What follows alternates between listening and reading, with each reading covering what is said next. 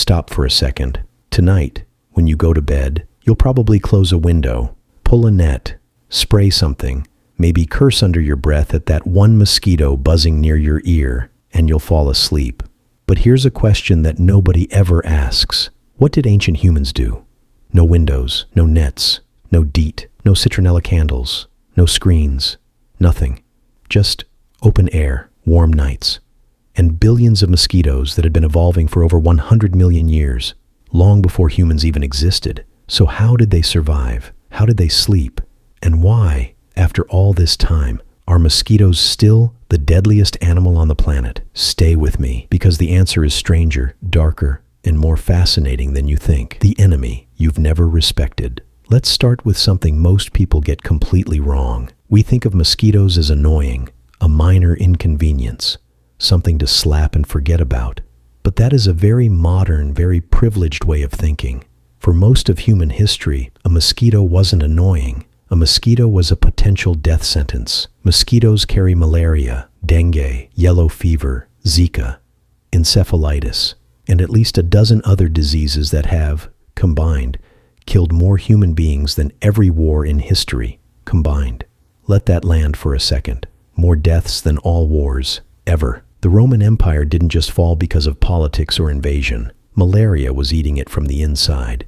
Julius Caesar himself likely had malaria. So did Alexander the Great. So did Abraham Lincoln. This tiny, weightless, almost invisible insect has shaped the course of human civilization more than any army, any king, any ideology, and ancient humans faced it every single night, unarmed.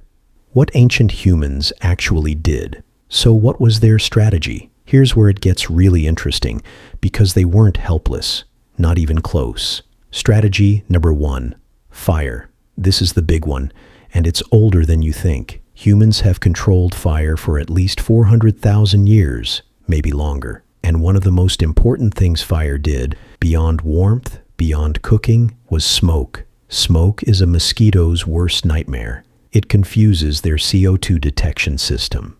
Mosquitoes find you by following the carbon dioxide you exhale. Smoke scrambles that signal completely. Ancient humans didn't just build fires for warmth.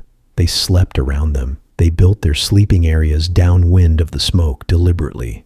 Archaeology has found ancient hearth sites positioned in ways that only make sense if you're thinking about airflow, about keeping the smoke moving through the sleeping area. They weren't just surviving, they were engineering their environment.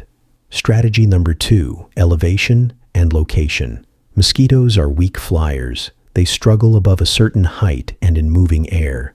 Ancient humans knew, not scientifically, but through generations of painful trial and error, that sleeping on higher ground, on raised platforms, in trees, or in areas with natural wind exposure dramatically reduced bites. Many early human shelters found by archaeologists are positioned on ridgelines, cliff edges, or elevated terrain. For years, researchers assumed this was purely for defense against predators. Now many believe it was also about insects. The two threats weren't separate. They were managed together.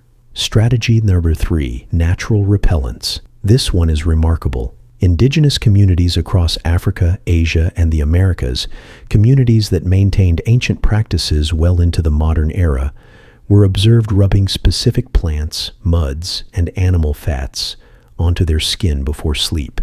Some of these substances, when later analyzed, were found to contain natural compounds that genuinely repel insects. Certain plant resins, specific clays, animal fat mixed with herbs.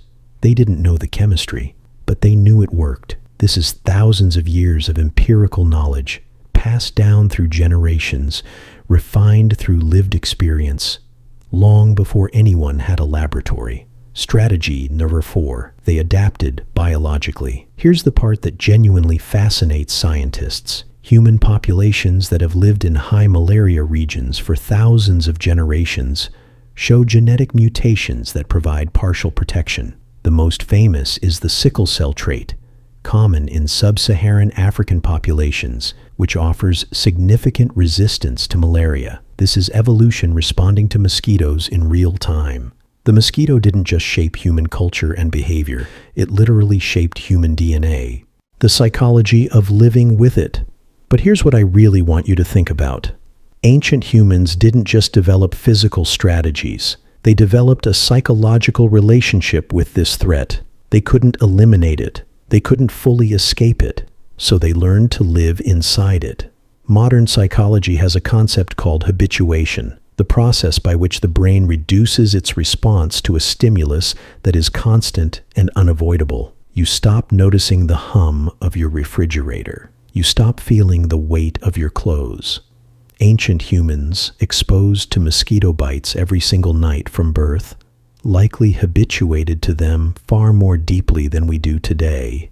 Their nervous systems weren't constantly alarmed by the sensation. It was background noise. This isn't weakness. This is one of the most powerful human survival mechanisms, the ability to recalibrate what counts as a threat. But here's the darker side of that adaptation.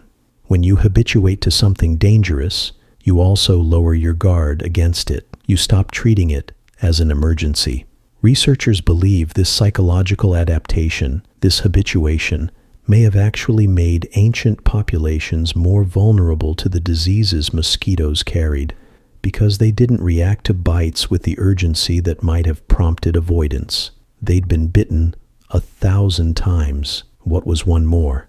And then that one more killed them. The night that never ended. I want you to imagine one night. You are 50,000 years ago, somewhere in East Africa. The fire is low. The smoke drifts slowly through the camp. You are lying on dry grass and animal skin. The air is warm and thick. Around you, your family is sleeping. And the sound begins. That thin, high, terrible whine. You don't swat. You've learned not to move too much. Movement draws more of them. You pull the animal skin slightly higher. You shift your body closer to the smoke. You don't sleep deeply. Nobody does, not really. Ancient humans, researchers now believe, likely slept in shorter, more interrupted cycles than we do today. Not the long consolidated 8-hour block we think of as normal, but multiple shorter periods, lighter, more alert, more responsive to threats. The modern idea of sleeping through the night in one solid stretch, that may be a very recent invention, possibly a product of artificial light, secure housing, and the removal of environmental threats. What ancient humans experienced at night was something closer to managed alertness, a state between sleep and watching, and mosquitoes were one of the reasons why. Why this still matters. Here's the thing, mosquitoes still kill over 700,000 people every year, mostly in the developing world, mostly children under 5. We have nets now. We have vaccines now. We have genetically modified mosquitoes being released in parts of the world to collapse disease-carrying populations. And yet, the mosquito persists. It has survived 5 mass extinctions. It outlasted the dinosaurs. It has co-evolved with nearly every warm-blooded animal on this planet. And every single night, somewhere in the world, someone is lying in the dark, listening to that sound, and facing the exact same enemy that your ancestors faced 70,000 years ago. The tools have changed. The enemy hasn't. Pause.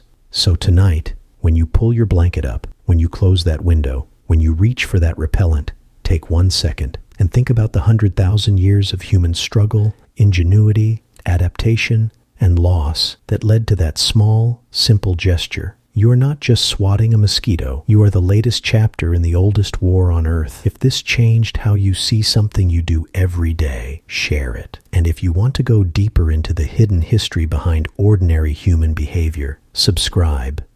There's a lot more where this came from.